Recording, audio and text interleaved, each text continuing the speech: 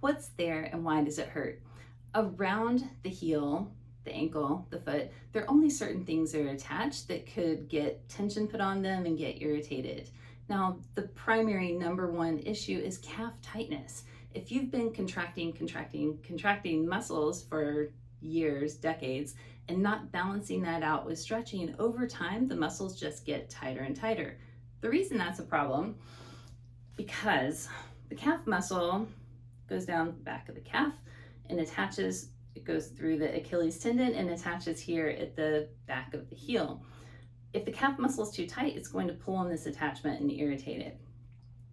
The way the foot is supposed to work, the knee is supposed to be able to go forward far enough, let the ankle bend far enough, that when you take a step, the whole foot kind of comes up together as one piece and you kind of pivot on the widest part of your foot, and then you go and step again. Knee goes forward as far as it needs to, the whole foot and arch and everything lifts up, and you take a step.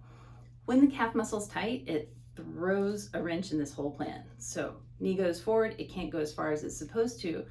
Even just in that position, it's pulling on the Achilles tendon, pulling on the attachment onto the bone and irritating all that. Then for you to be able to go forward, because the knee can't go forward further, your body's going to find that motion somewhere. So it flattens out the arch so that your knee can go forward further, and then you take a step. The problem when your arch flattens out is you have the plantar fascia that's here on the bottom. It attaches from this bump of bone on the bottom of your heel and it fans out towards your toes.